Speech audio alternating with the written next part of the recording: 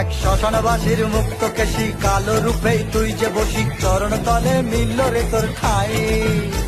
তার রূপের বাহার জগৎ জুড়ে চলিস যে তুই তারি সুরে, তুই সৃষ্টি তুই মহাকাল। এক শ্মশানবাসীর মুক্ত কেশি কালো রূপে তুই যে বসি, চরণ তলে মিলল রে তোর ঠাই।